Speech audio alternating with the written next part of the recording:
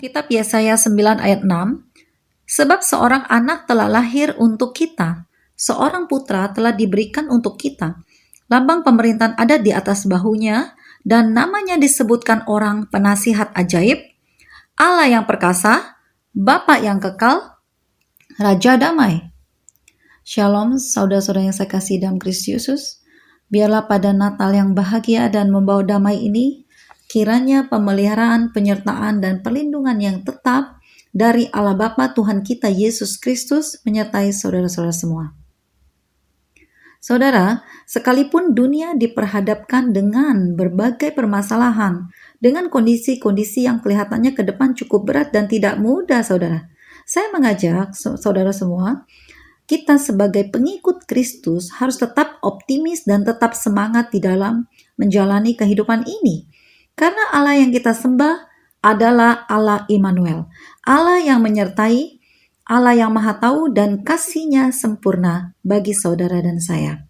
Mari kita lihat firman Tuhan, Kitab Matius 1 ayat 18 sampai 21.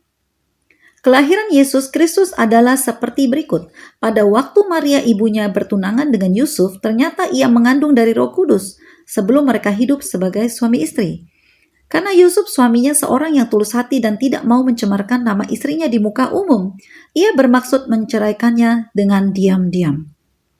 Tetapi ketika ia mempertimbangkan maksud itu, malaikat Tuhan nampak kepadanya dalam mimpi dan berkata, Yusuf, anak Daud, janganlah engkau takut mengambil Maria sebagai istrimu, sebab anak yang di dalam kandungannya adalah dari Roh Kudus.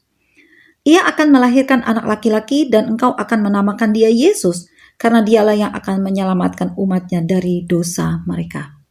Ayat yang ke-23 sampai dengan 24, sesungguhnya anak darah itu akan mengandung dan melahirkan seorang anak laki-laki dan mereka akan menamakan dia Immanuel, yang berarti Allah menyertai kita.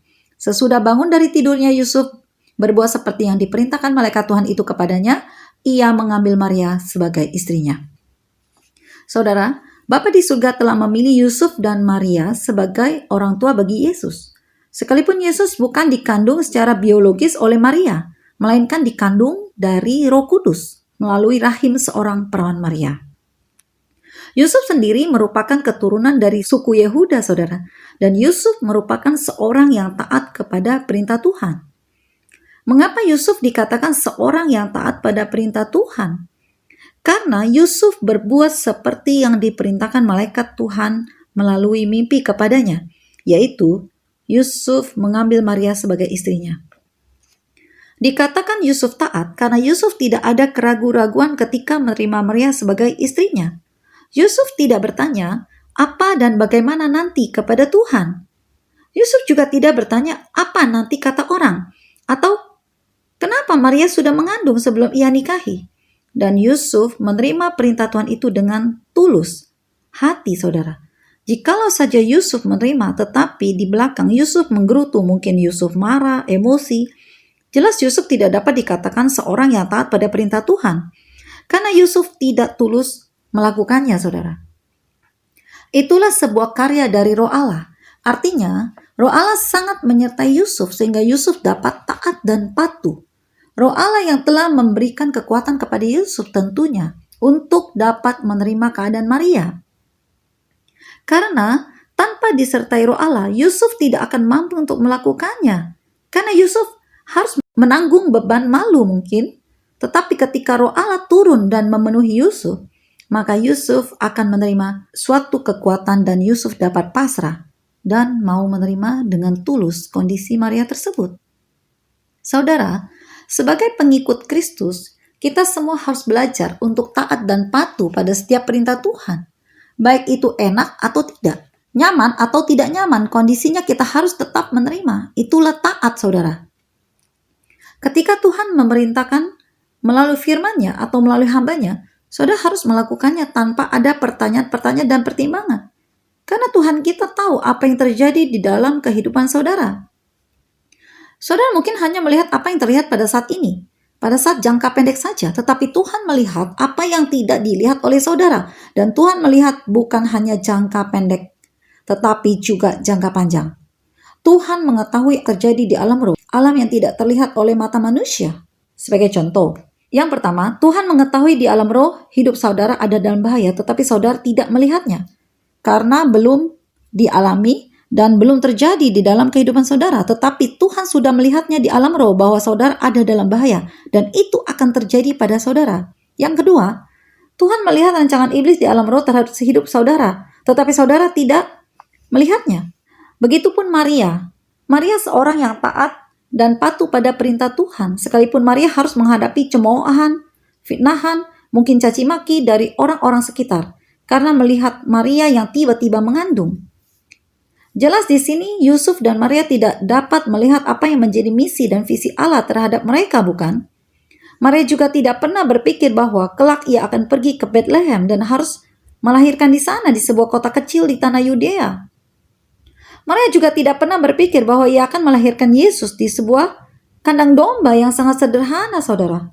Kita lihat di sini, Yusuf dan Maria belajar untuk taat dan patuh dan merendahkan hatinya, saudara. Dan mau menerima segala yang diperintahkan Tuhan, sekalipun mungkin itu tidak nyaman dan tidak enak, saudara.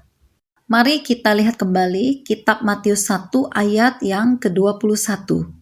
Ia akan melahirkan anak laki-laki dan engkau akan menamakan dia Yesus, karena dialah yang akan menyelamatkan umatnya dari dosa mereka.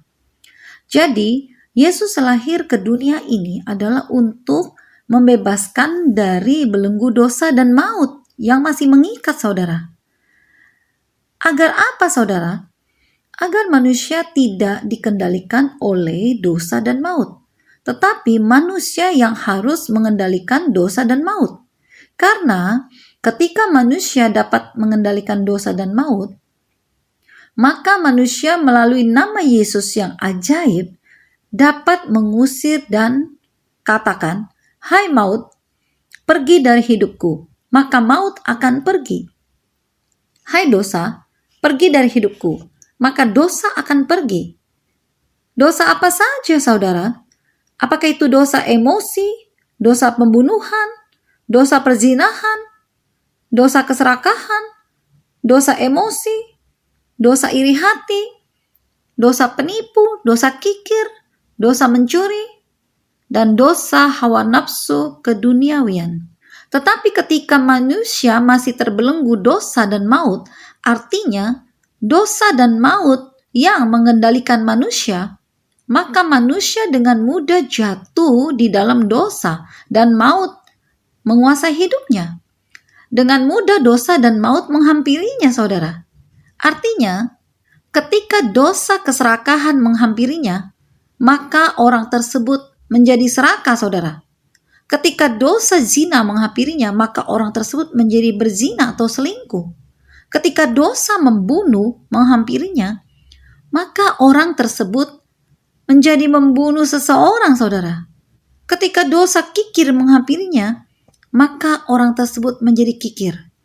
Dan ketika dosa iri hati menghampirinya, maka orang tersebut menjadi iri hati dan tidak mau kalah dengan orang lain.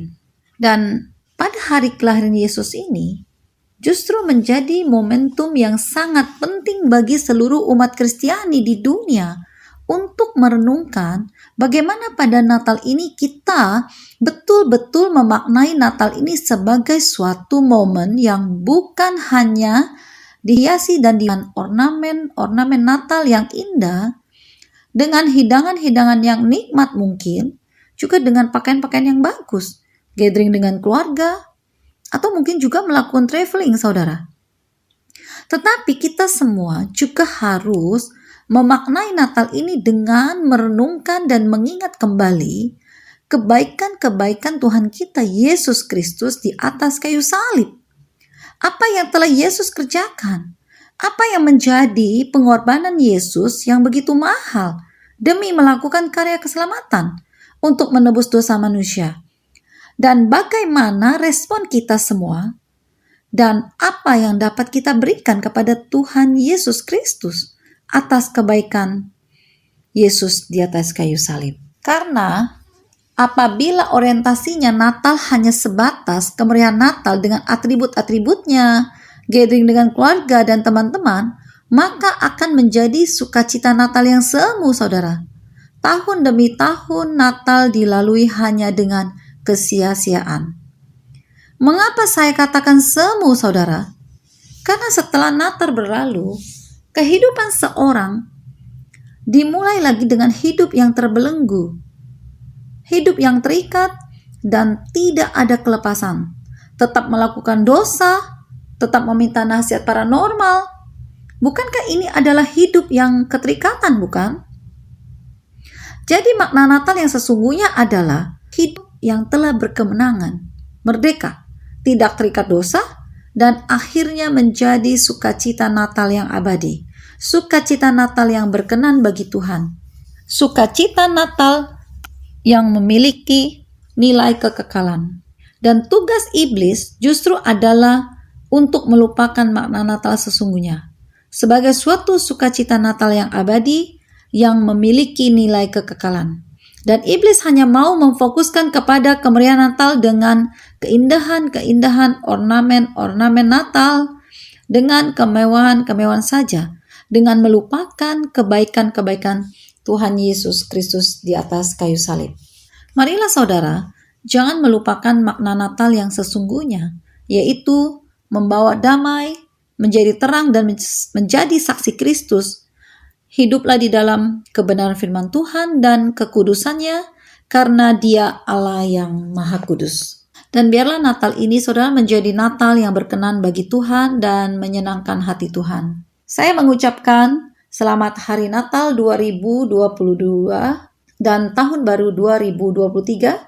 Segala kemuliaan hanya bagi Allah Bapa, Allah Putra, Allah Roh Kudus, di dalam nama Tuhan kita Yesus Kristus. Haleluya. Amin. Tuhan Yesus memberkati.